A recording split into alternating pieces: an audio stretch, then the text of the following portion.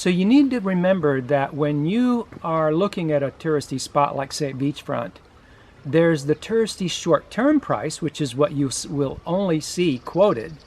But then when the off-season rolls around, you're going to start seeing, or you may ask, well, what would be the year-round price? And of course, if you're a foreigner, you're going to be told, well, it's the same. Well, that's not true. All right, so this thing looks so beautiful, I just had to take a shot of it. We're talking about living abroad, living in luxury.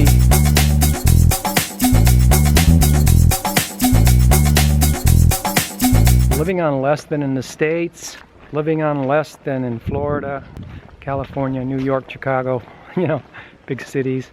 How about living less than in Monte Carlo? Yeah, living on less than in Monte Carlo. Some guy said, hey, Portugal's cheaper than Monte Carlo. Really?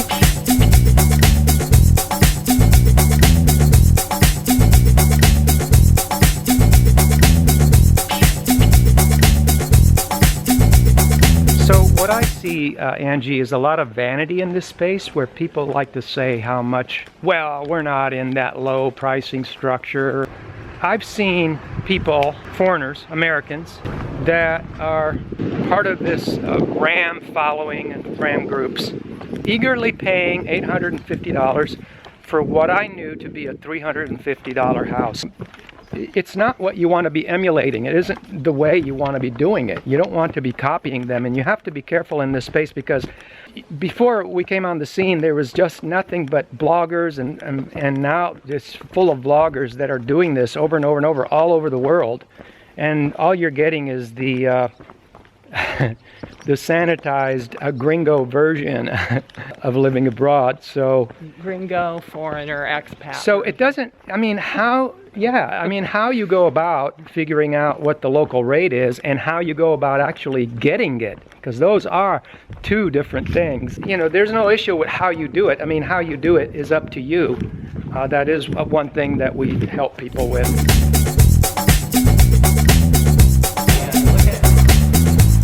Wow, what would this cost in Rome?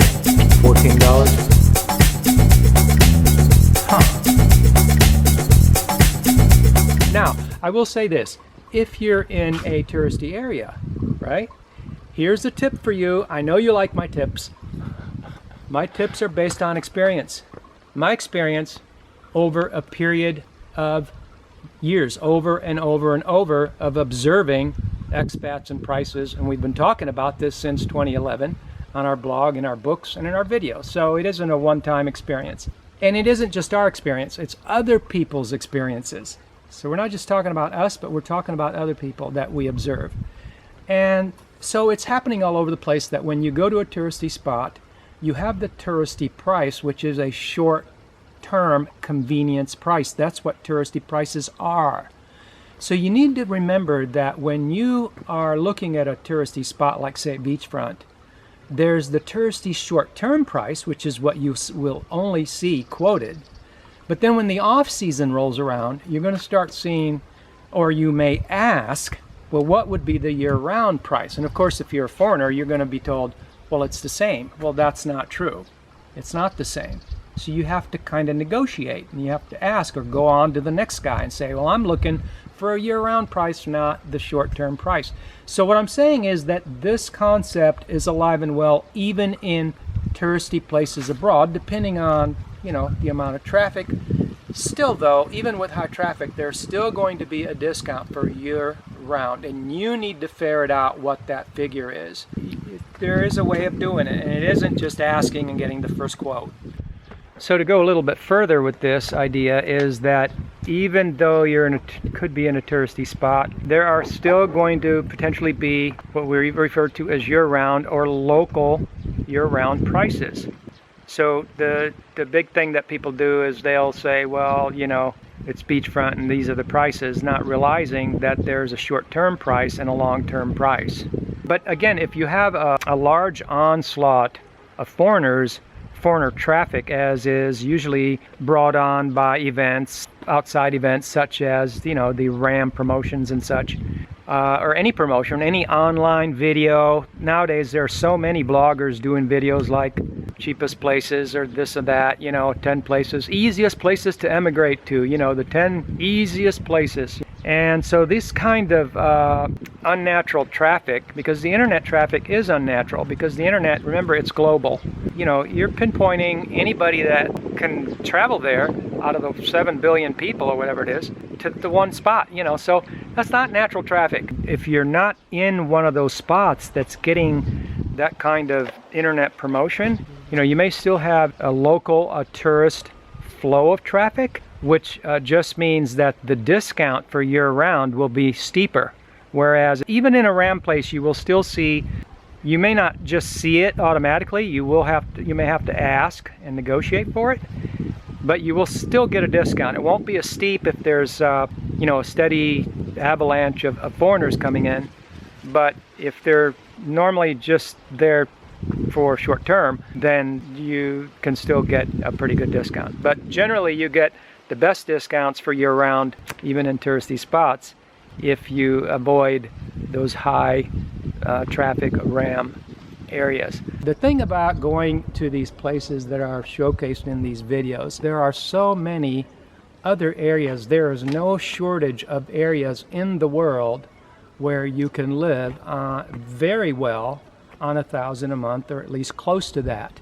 So, you know, we've done that, and we still can do that in Cuenca, Ecuador. You know, we do that in Italy. Listen, I can live luxuriously on $1,000 a month. You were saying? Well, for 300 euros, I think that we're living in luxury. I have chandeliers hanging from the ceiling in my apartment, and I have marble floors. The furniture that I have in my apartment that I'm renting for 300 euros is beautiful Italian furniture. And I have a brand new kitchen with everything, all the appliances. I didn't have to buy a dish. I had everything in it already, and my apartment is like almost 200 square meters. Well, that just tells me, it just reaffirms rather the idea that a lot of people's frame of reference being like, for example, well, in, you know, oh, in Florida I was paying $2,500 a month in health insurance, therefore I'm living so much better here in Portugal on $2,500. But that doesn't put into context everything we talk about, meaning that the kind of experience that you have is not very authentic. It could be a lot more authentic. For example, an authentic Portuguese experience. I mean, how are you going to be friends with any locals when they find out you're paying $1,000 a month and they're making 700 euros a month and can't afford 350 euros? You know, you can't. So, you know, your existence isn't. Yeah, your existence isn't going to be authentic, and it's, you know, you could do a lot better than that. So, yeah, the frame of reference has everything to do with, you know, but again, people do go to these places and they just hang out with expats. And again, it isn't necessarily, it's just a little America in Portugal. It's not, I mean, sure, it's Portugal, but it's little America in Portugal. So we're in Italy, and we're in Italy. We're not in little America in Italy. And no, there's no little America. There's no little America here, and there's no airs about paying, you know, I could see somebody paying easily $800 for the apartment we're in. I've seen Americans doing that in Ecuador, so I see them doing it in Mexico. I see them do it everywhere.